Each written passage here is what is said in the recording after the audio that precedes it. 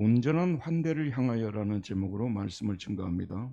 최근 몇 년 동안 세계는 전쟁으로 몸살을 앓고 있습니다. 러시아, 우크라이나 전쟁도 4년이 지났는데도 아직도 계속되고 있고, 미국과 이스라엘 연합군과 이란과의 전쟁도 아직 끝나지 않고 있습니다.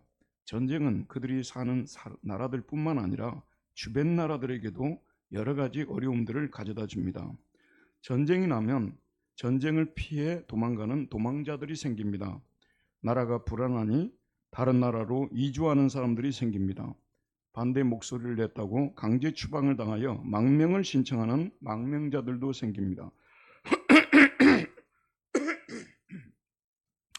문제는 이렇게 유입되어 오는 사람들이 자기들이 가는 나라에서 환대를 받을 수 있느냐입니다. 어떤 나라는 진심으로 환대를 하면서 받아들입니다. 유럽도 나라에 따라 다르더라고요. 또 어떤 나라들은 국경에서 들어오지 못하도록 막습니다.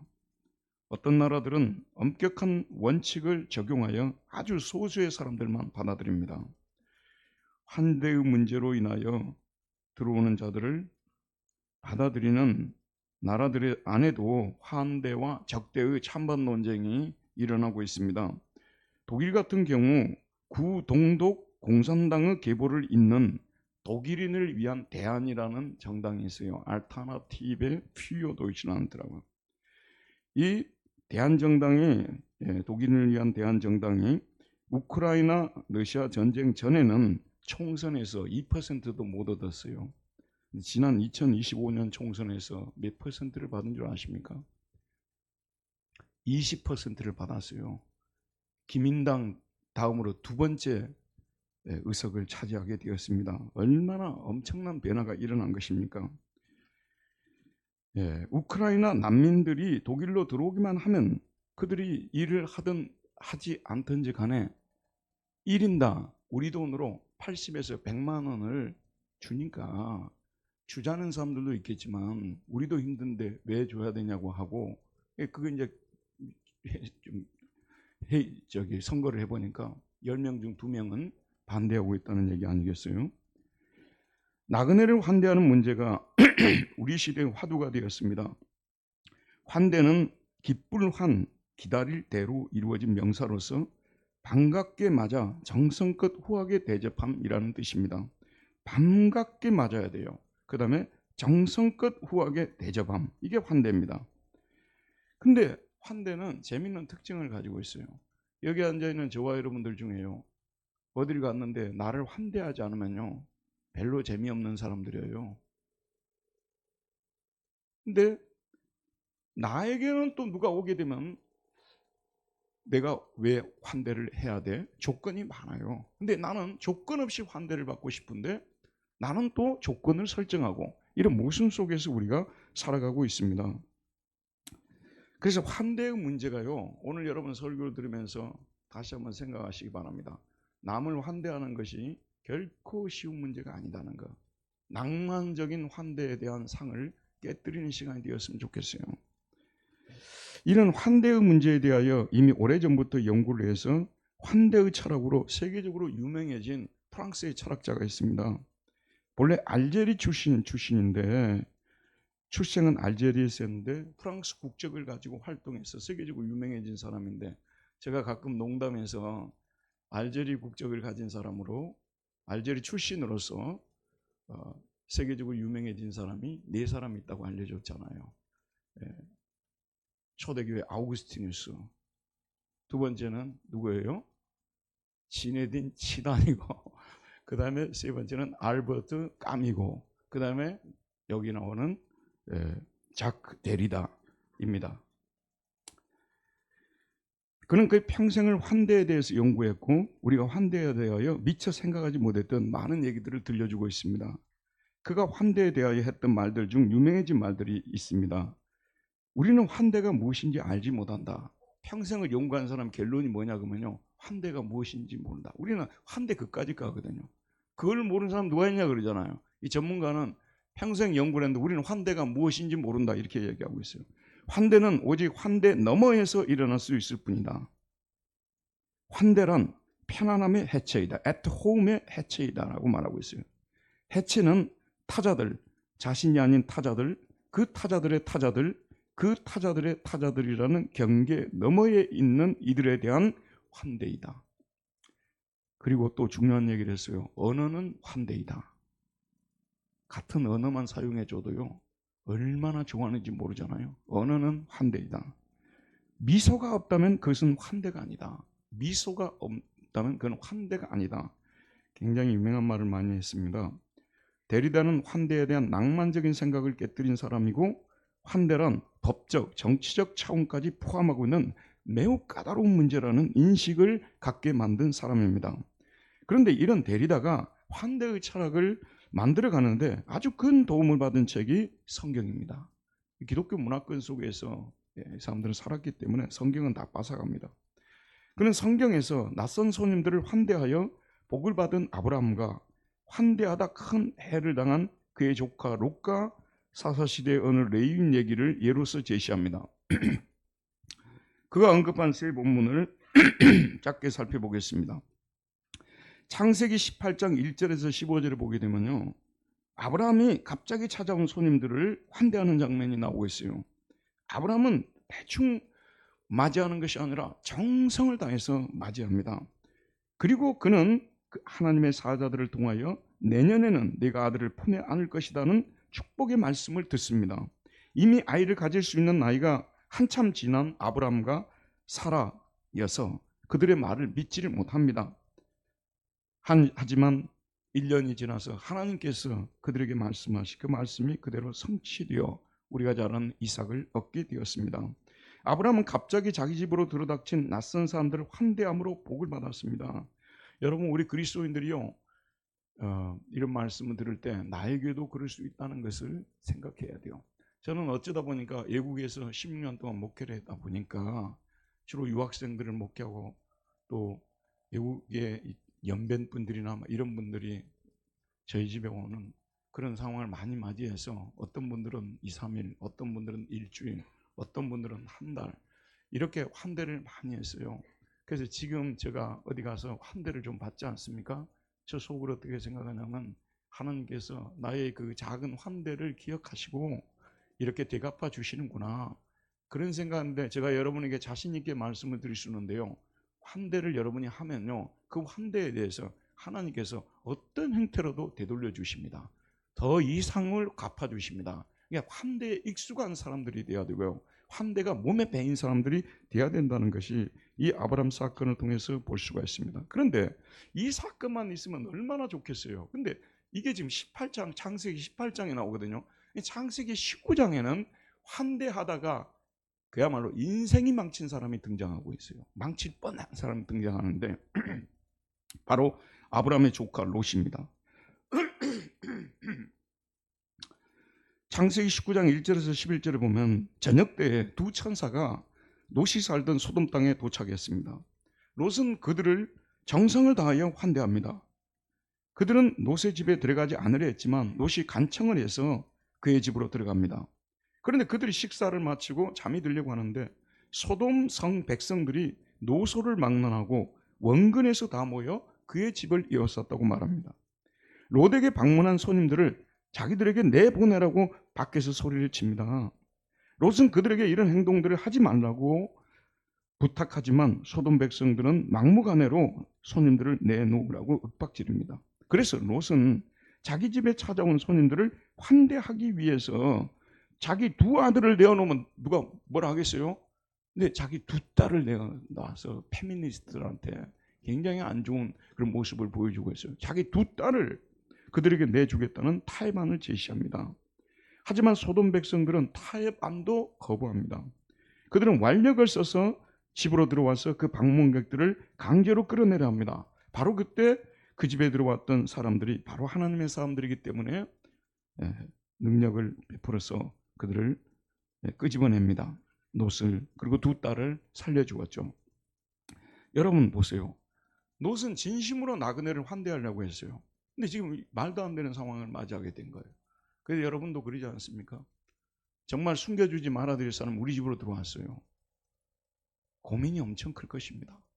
환대 해주는 것은 본인한테는 엄청 좋겠지만 그로 인해서 가족이 피해를 입고 뭐 엄청난 일이 일어날 수도 있으니까 주저할 수밖에 없겠죠. 두 번째 예가 또 나오고 있는데요. 사사시대의 어느 첩을둔 레인의 경우입니다. 에브라임 산지 구석에 거류하는 어떤 레위 사람이 베들레헴에서 첩을 맞이하였습니다. 그런데 이 첩은 행음을 하고 남편을 떠나서 자기 고향 집으로 돌아가 거기에서 넉 달 동안을 지냅니다. 그래서 그 레위인은 자기 첩을 되찾아오기 위해 먼 길을 떠납니다. 그는 장인의 집을 찾아서 그리로 들어가서 그 첩을 데리고 다시 자신이 사는 곳으로 데려오려 합니다. 근데 그 장인이 며칠 더 묵고 가라고 간청을 합니다. 레위는 그 간청을 받아들이고 그의 첩집에 며칠을 더 숙박을 하다가 마침내 떠나서 기브아로 올라갑니다. 이 기브아는 이스라엘 12지파 아닙니까? 베냐민 지파에 속한 기브아로 올라갑니다. 기브아에서 여관을 찾고 있는데 어떤 노인이 우리 동족이 왔으니까 다른 지파지만 우리 집에 모셔야 되겠다, 환대해야 되겠다고 해서 그 사람을 설득을 해서 그리로 데리고 들어갔어요. 자기 집으로. 그런데 그 마을에 살던 불량배들이 그 노인의 집으로 와서 그 나그네들을 내어놓으라고 행패를 부립니다. 그래서 할 수 없이 그 노인은 그들에게 내인의 첩을 내어놓습니다. 본래는 자기 딸들을 내놓으려고 하는데요, 내인의 첩을 내놓기로 타협이 된 거예요. 그들은 밤새도록 그 첩에게 욕을 보입니다. 아침에 내인이 일어나서 출발하는데 그녀가 죽은 채로 문지방에 놓여 있었습니다. 그는 비통해서, 그 레이는 비통해서 어찌할 바를 몰랐고요. 왜 비통했냐면요, 우리가 맹색이 이스라엘인데 우리가 이스라엘 사람들이 어떻게 하나님을 믿는 우리가 이런 잔인한 일을 저지를 수 있느냐 해서 이 사실을 동족들에게 알려야 되겠다고 생각해서 그 시체를 12등분을 해가지고요, 그 조각들을 그 족속들에게 보냅니다. 그럼 베냐민 지파가 나서서 막아야 될 거 아니에요. 다 우리 때문에 벌어진 일이고 다른 지파들에게 용서를 구하고 그래야 되는데 오히려 전쟁을 하겠다고 나선 거예요. 그래서 내전이 일어나고 베냐민 지파가 몰살을 당하는 참극이 일어납니다. 위에 롯의 경우나 내인의 첩의 경우에 롯과 베들레헴에 거주하는 노인은 낯선 사람들을 환대하였지만 그 환대의 결과로 복을 받은 것이 아니라 재앙을 받았습니다. 곰곰이 생각해 볼 부분이에요. 여러분, 우리가요 환대에 대해서 낭만적인 생각을 하는 경우가 있어요. 솔직하게 말씀드리면 저도 이 사람 사상을 접하기 전까지만 해도요 환대에 대해서 상당히 낭만적이었습니다. 우리 가끔 영화에 보게 되면 어떤 나그네가 갑자기 집 앞에서 노크를 합니다. 그러면 그 나그네를 받아들여 가지고 좀 쉽게 만들고 그 다음에 이제 불을 피워놓고 식사를 하면서 거기서 이렇게 막 여러 가지 이야기를 하고 그러는데 그 낭만적인 거라니까요. 그런 일이 드물다 그 말입니다. 현실은 결코 낭만적이 아닙니다. 여러분 보세요. 우크라이나가 누구를 위해서 전쟁을 하고 있습니까? 사실 유럽을 살리기 위해서 그 대신해서 대리전을 치르고 있는 거나 마찬가지잖아요. 무기 다 대줘야 돼요. 심지어는 먹고 살 문제도 지원해줘야 됩니다. 근데 지원하다가 자기 나라가 힘들어지니까, 자기들 먹고 살기가 힘들어지니까 결국은 더 이상 환대 못하겠다고 지원금 주지 말자고 들고 일어나는 거 아니겠습니까? 자, 여러분 성경을 보게 되면 환대를 잘해서 복을 받는 경우도 있지만 하지 말아야 될 환대를 해가지고 엄청난 어려움을 겪고 있는 그런 상황도 보여주고 있습니다. 이런 말씀들을 읽으면서요 우리는 환대에 대해서 다시 한번 생각하게 돼요. 환대를 어느 정도까지 해야 하는가? 여러분, 모르는 분이 우리 집에 와가지고 좀 재워달라고 합니다. 며칠 동안 환대할 수 있을까요? 아니면 정말 집에다가 들여놓을 수 있을까요? 그 사람의 마음에 합족할 만한 그런 환대를 할 수 있을까요? 우리는 환대를 하는 중에도 손익계산을 해요. 어느 정도로 환대할지에 대해서 고민하고요. 그래서 처음에는 얼굴에 미소를 띠고 환대를 했다가도요 나중에는 얼굴에 웃음기가 없어질 수도 있습니다. 도대체 우리는 나그네를 며칠 동안 어떻게 어느 정도로 환대를 해야 합니까? 성경에 예수님의 환대에 대한 말씀을 찾아보면요 우리에게 희망을 주는 말씀이 아니에요. 여러분, 우리는 예수님은 다 옳은 말씀만 하기 때문에 항상 우리에게 희망을 주고 기쁨을 주실 것 같죠. 어떤 예수님의 말씀은요 들으면 더 복잡해져 버립니다. 그래서 환대에 대한 주님의 말씀을 찾아봤더니 어디 나오냐 그러면 마태복음 5장 43절에서 48절이 나오고 있어요. 오늘 우리가 읽은 말씀 아니겠습니까? 근데 이 말씀은 저는 예수님의 말씀이요, 환대에 관한 말씀이 좀 현실적이고 실제적이었으면 좋겠어요. 하루 저녁만 재워주라. 돈은 얼마만큼만 딱 뭐 예를 들어서 10만 원 넘어가지 마라. 그다음에 뭐 이렇게 가벼운 물건들을 공급하라. 이렇게 예수님이 지침을 딱 주시면은 그까지도 환대는 여기 앉아 계신 분 중에 못하겠다 하는 사람 거의 없을 거예요. 정말 미워하는 사람이 아니면요. 근데 예수님의 말씀은 우리가 전혀 실천할 수 없는 말씀을 주셔서, 그래서 환대의 문제에 있어서는 오늘 여러분이 읽은 이 말씀대로 살아가는 사람이 단 한 명도 없다고 규정을 해도 틀리지 않아요. 자, 우리가 어떤 말씀 하시는지 한번 볼까요? 또 내 이웃을 사랑하고 내 원수를 미워하라 했다는 것은 너희가 들었으나 나는 너희에게 이르노니 너희 원수를 사랑하며 너희를 박해하는 자를 위하여 기도하라. 너희 원수를 사랑하라고 했어요. 박해하는 자를 위해서 기도하라고 했어요. 얼마 전에 어떤 영화를 봤는데 프랑스군하고 독일군하고 참 지독하게 많이 싸웠어요. 양쪽이요. 여러분 알자스 로렌 지역이라고 아시죠? 꽃보다 할바에 나오는 슈트라스부르크. 듣기는 되게 좋고 보기는 되게 좋은데요. 그러니까 알자스 로렌 지역이거든요. 그러니까 어떤 때는 독일로 왔다가 어떤 때는 프랑스로 가고, 거기가 뭐 두 나라 문화가 섞여 있어요.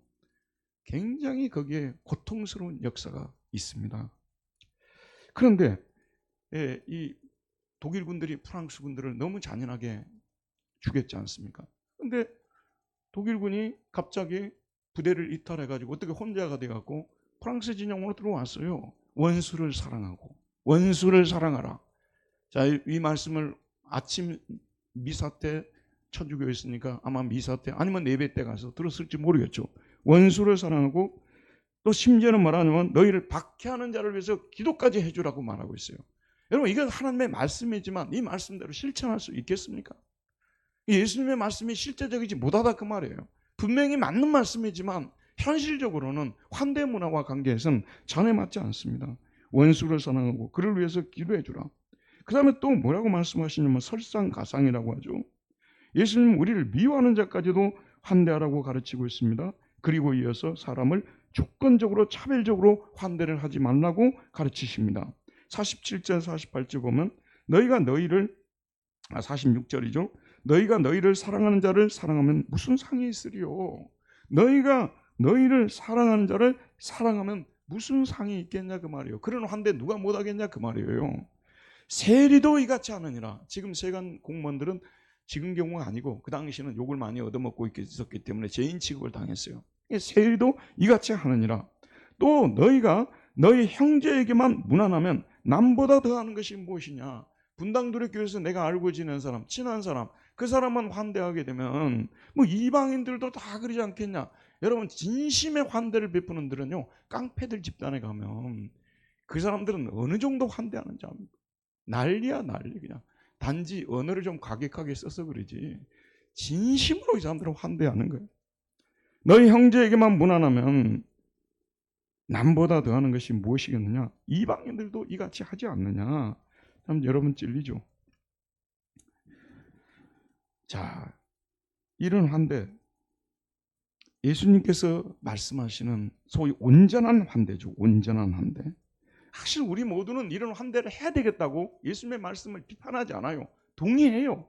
그럼 어떻게 우리가 원수를 맞이해서 그를 위해서 기도까지 해주고 또 사랑하지 않는 사람까지도 또 우리가 환대를 해주고 그럴 수가 있겠습니까? 그래서 온전한 환대가요, 사실 따져보면 순도 100% 환대가 우리들의 삶 속에 없다고 봐야 돼요. 이걸 아는 것이 굉장히 중요합니다. 데리다라는 철학자가 등장하기 전까지 환대를 낭만적으로 생각했어요. 근데 환대를 분석해 보니까 너무 모순이 많은 거예요. 여러분 봅시다. 나는 이만큼 너에게 대접했는데 다음에 너도 나에게 똑같이 해야 돼. 안 하기만 해봐라. 우리가 보통 사람한테 환대할 때 더 받을 생각도 안 하고 대접하는 경우는요, 있기는 있겠지만 매우 드뭅니다. 내가 이만큼 너에게 환대를 해줬으니까 너도 나에게 이만큼 환대해야 되지 않겠느냐. 안 하기만 해봐라. 그 소개가 들어가 있어요. 또 환대 속에 적대도 포함되고 있음을 알아야 되는 것입니다. 너는 우리 집에 들어올 수 있어. 나는 당신을 환대해. 그 말 속에는요, 너는 환대하지 않고 싶어. 이런 게 들어있다고 말이에요.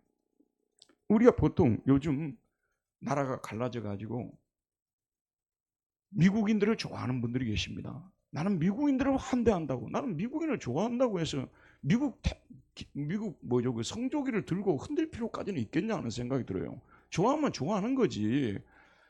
그렇게 하시는 분들은 속으로 뭐냐면 중국인은 안 돼. 중국인에 대해서는 적대를 가지고 있는 거예요. 그 다음에 또 중국인을 좋아하는 분들은 뭐냐면 미국인에 대한 또 적대를 가지고 있는 거예요. 그러니까 이거 참 표현하기가 어렵거든요. 환대 속에 적대가 있고 이랬다고 말해요. 그래서 이 데리다라는 사람이 만들어낸 유명한 말이 있는데 그 말이 뭐냐면 적환대라는 말을 썼어요. 적환대가 호스틸러티가 이것이 환대 아니에요. 그 다음에 적대죠. 호스틸러티가. 그 다음에 환대가 호스피탈리티입니다. 이 합쳐가지고 호스티피탈리티 적환대라는 말을 만들어냈다는 거예요. 무슨 얘기냐 그러면요, 우리가 환대라는 그런 문화 속에서 환대를 지금 하고 있는데 사실상 온전하고 순전한 환대는 전혀 하지 못하고 있다는 것을 드러내주고 있습니다. 이 사람이요, 왜 환대에 대해서 이렇게 많이 신경을 쓰고 연구를 했을까요? 여러분 잘 아셔야 되는데요, 20세기에 이 알제리가 프랑스로부터 독립을 한 거예요. 저는 우리나라만 그렇게 일본한테 핍박을 받고 많이 죽은 줄 알았는데요, 이번에도 그 공부를 해보니까요, 알제리 사람들도 엄청나게 잔인하게 죽었어요. 우리 제암리라고 가게 되면 거기 있던 예배당을 일본이 불살라 버렸잖아요. 프랑스는 한 마을을 다 불살라 버렸대요. 저 사람들 신사적인 것처럼 문화민족인 것처럼 하는데요, 잔인하고 야만적인 민족입니다. 아이고, 프랑스 갔다 오십니다. 잠깐 죄송합니다. 독일은 더 나쁘니까 걱정하지 마시고. 그러니까 우리가 역사를 모르고 얘기하면 안 돼요. 얼마나 잘못된 일을 했어요. 그래서 이 사람들이 이제 출세하는 길이 프랑스로 오는 길이에요. 그래서 프랑스 사범학교 있거든요. 그 유명한 고등사범학교. 그게 졸업하는 출세 관문이에요. 까미도 거기 졸업했고, 여기 여기 데리다도 거기서 졸업해가지고. 그러니까 외국인으로 살면서 보세요, 여러분. 우리 한국 땅에 사는 사람을 생각해 봅시다. 한국 땅에 왔는데 다 적대적이야. 다 예민하고 무관심하고. 그런데 분당 두레교회 옆으로 딱 왔는데 이 교회 목사라는 사람이 탁 나오더니 자기 나라 말로 막 인사를 하고 같이 식사를 하자고 하고 이렇게 했을 때 감동이 얼마나 클까요? 그 한 장면 때문에요, 한국 생활의 어려움을 다 나는 잊어버릴 수도 있다고 생각해요. 한 번의 환대가 얼마나 그 사람의 삶에 엄청난 영향을 미칠 수 있는가 생각해보고 살면요, 오늘부터 우리가 환대하지 않을 수 없는 사람으로 저는 바뀐다고 보는 것입니다. 자, 온전한 환대까지 해야 환대라고 하는데 여기서 우리가 꺾이는 거예요. 온전한 환대를 할 수 없는데 어떻게 하냐고. 그런데 이 데리다라는 사람이 많은 연구를 해서 결론을 남겼어요. 그게 뭐냐면 우리가 이런 온전한 환대는 우리가 이 세상 살 때는 할 수 없다고 하는 거예요.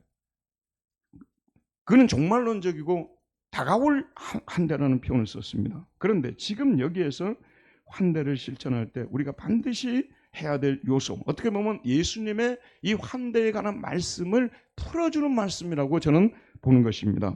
우리가 기억하고 주목할 점은 데리다에게 있어서 환대란 미소 없이 불가능하다라고 했습니다. 미소 없이 불가능하다는 점이다. 음으로서의 환대인 칸트적 환대와 갈라지는 지점이다. 칸트는요, 인간이라면은 반드시 환대를 해야 돼요. 아니에요. 미소 없이 환대하는 것은 환대가 아니라 그 말이에요. 데리다는 누군가를 환영하는 자리에서 타자를 향한 웃음이 없는, 기쁨과 즐거움과 표시가 없는 환대의 장면이란 상상하기 어렵다. 이런 거 있죠. 우리 가족이나 친척들 중에서요, 내가 좀 좋아하는 사람 있고 나를 괴롭히고 힘들게 하는 사람이 있어요. 근데 어차피 우리 집에 올 거 아니에요. 가족이니까. 근데 그런 가족을 환대할 때 우리가 미소 지으면서 웃으면서 환대할까요? 인상 팍팍 쓰면서 이거 먹으라고, 식사하라고 막 이럴 거예요. 근데 자기가 좋아하는 사람을 초대를 했으면은요, 그냥 이게 준비를 하면서도 미소를 보내고 막 웃고 막 말을 할 때도 막 이게 막 이렇게 되는 것이, 이게 진정한 환대라는 것은 웃음이 없는, 기쁨과 즐거움의 표시가 없는 환대의 장면이란 불가능하다는 거예요.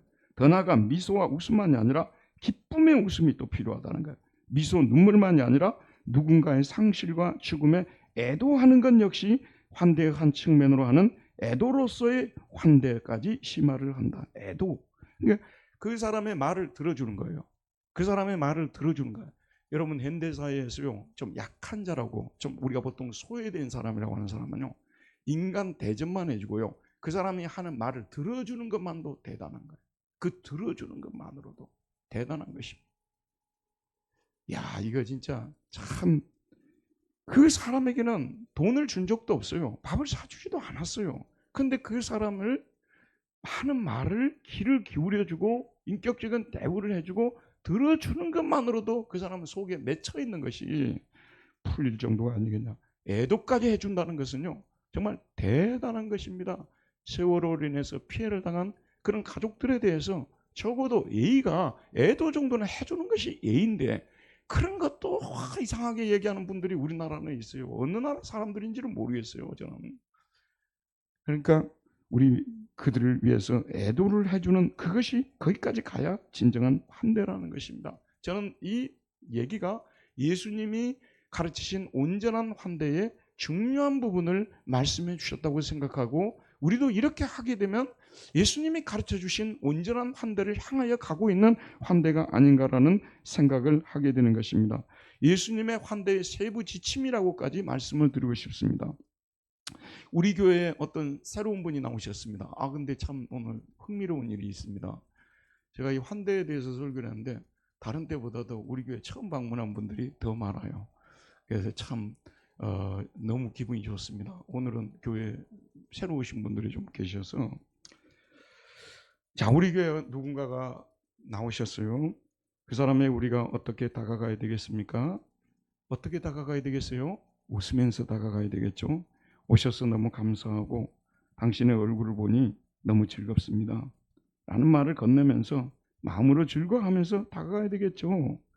그 사람이 내 앞에 나타났던 사실로 인하여 감사하고, 그 사람이 왜 오셨는지에 대하여 얘기를 들어주고, 그 사람의 아픈 얘기에 대하여 함께 울어줄 수 있는 교회가 된다면, 교회에 왔던 사람 중에서 다시 가는 사람은 없으리라고 저는 생각을 해요. 우리는 환대를 생각할 때 경제적 비용에 대해서 생각하고나 합니다. 경제적인 문제가 분명히 있죠. 아무것도 대접하지 않고 환대한다는 말 쓰기가 쉽지 않으니까요. 하지만은 이런 경제적 지출을 하지 않고서도요, 미소를 보내줌을 통해서, 따뜻한 마음을 전달함을 줌을 통해서 그 사람을 환대할 수 있다고 생각하거든요. 자, 경제적 비용을 지불하지 않고 돈 들이지 않고서도 상대방을 행복하게 해줄 수 있는 그런 환대에 우리는 익숙해져야 되는 것입니다. 따뜻한 미소를 보내주는 거요. 그 사람의 슬픔에 대해서 동정할 줄 알고 그 상실에 대해서 애도해 줄 수 있는, 정말 이런 환대를 우리가 실천한다면 주님께서 얼마나 기뻐하시겠습니까? 우리는 환대의 본을 보여주신 예수님을 늘 생각해야 돼요.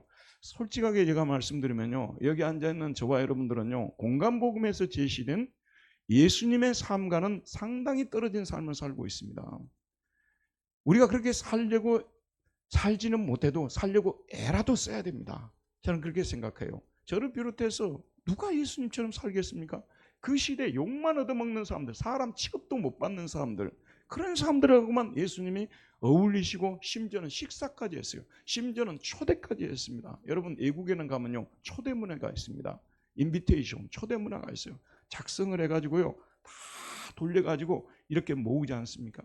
그런데 예수님께서는 초대하리라고 단 한 번도 생각해 볼 수 없는 그런 사람들과 함께 그런 사람들을 초대해서 같이 식사를 하고 그들의 얘기를 들어주고 동정하고. 그런데 이 원인이 무엇인가를 제가 생각해 봤어요. 어떻게 예수님은 그렇게 하실 수 있었을까? 어떻게 그렇게 하실 수 있었을까? 히브리서 4장 15절에 보면 우리에게 있는 대제사장은 우리 연약함을 동정하지 못하실 이가 아니요 모든 일에 우리와 똑같이 시험을 받으시는데 죄는 없으시나. 정말 동정심이 많은, 여러분 동정을 영어로 심파스라고 합니다. 심은 같다는 뜻이고요, 같은, 심파토스는 감정입니다. 같은 감정을 가져주는 거예요. 저 사람이 지금 슬퍼하고 있으면 같은 슬픔의 마음을 가져다 주는 것이고요. 이게 동정입니다. 동정. 심파시는 여러분 잘 압니다만 엠파시는 별로 들어보지 못했을 것입니다. 엠파사이즈라는 단어도 있어요. 엠파시. 이거는 뭐냐면 M은 어디 속에예요.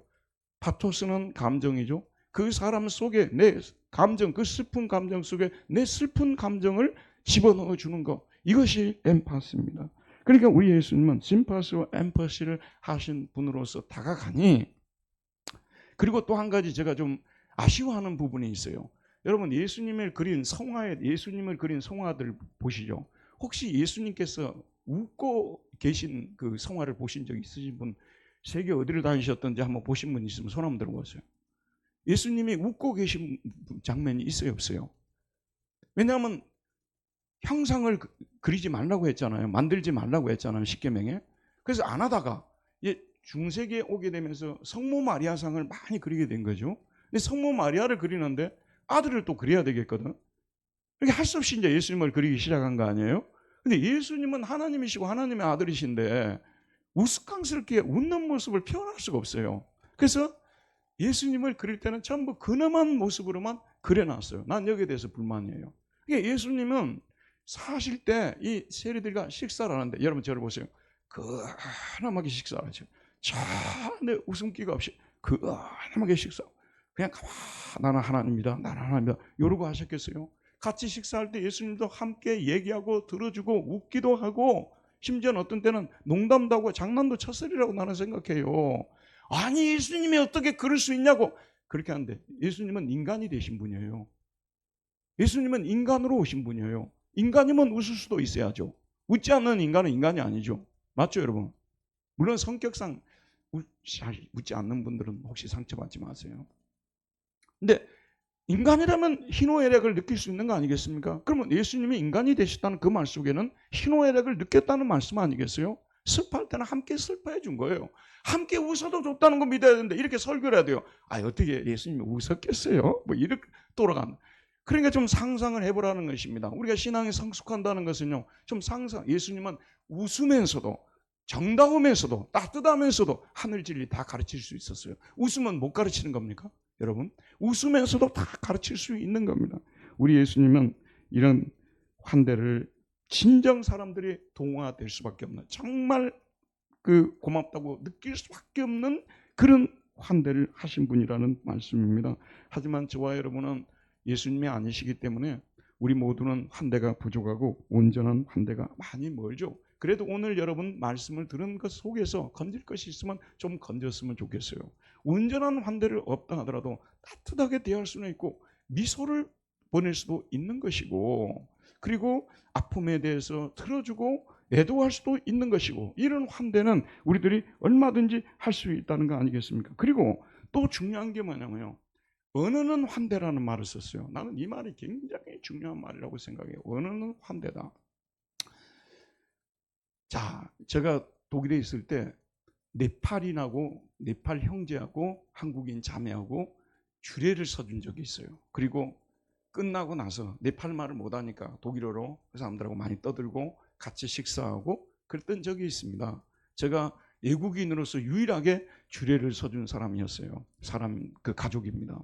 한국에 와가지고 또 네팔 사람을 식당에서 만났어요. 그 식당을 제가 자주 가는데 점심을 먹으러, 거기 보니까 네팔 사람들이 거기 많이 와 있더라고요. 1년씩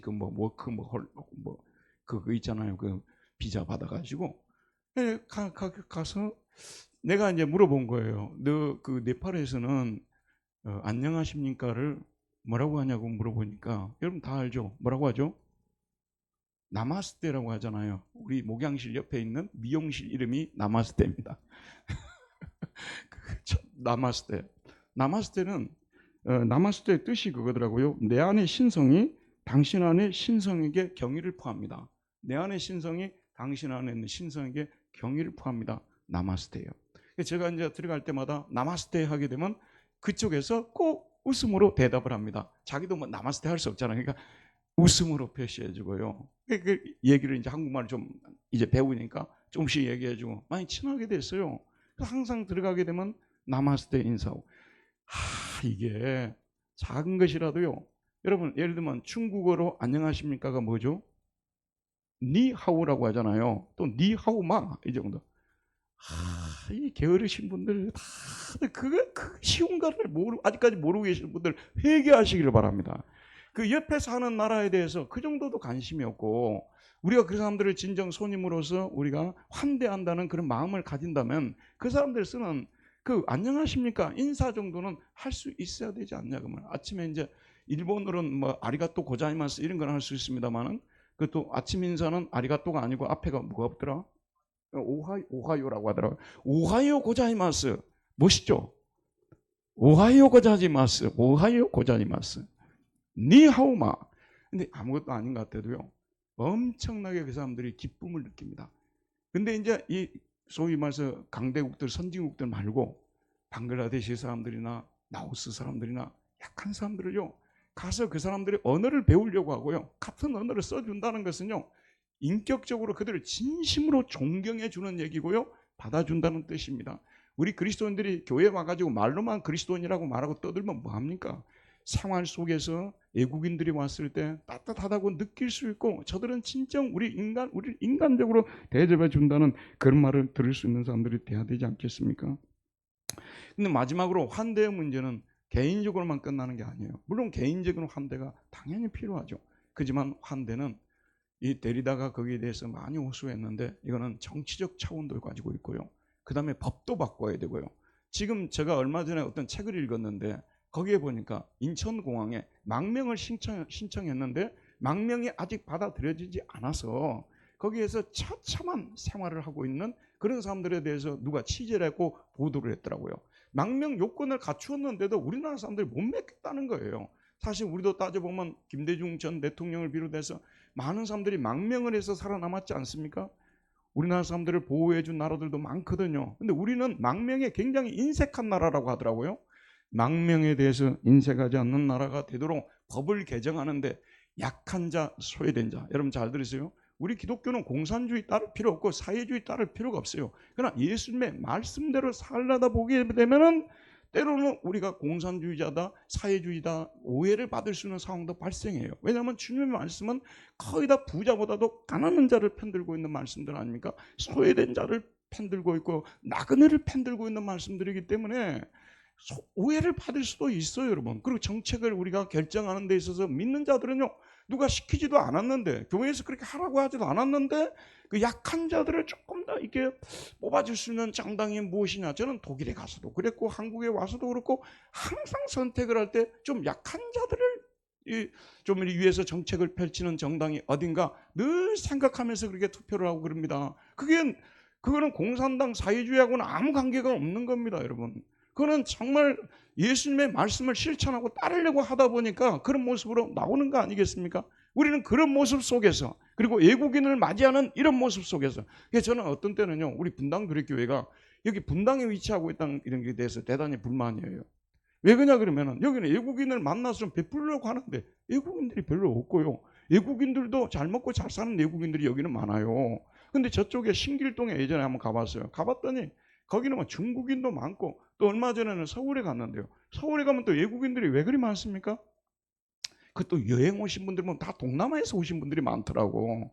우리가 그들을 좀 대접하고 환대하고 잔치도 열어주고 싶고 그러는데 거기까지 우리가 영향을 신경을 못 쓰고 있는데요.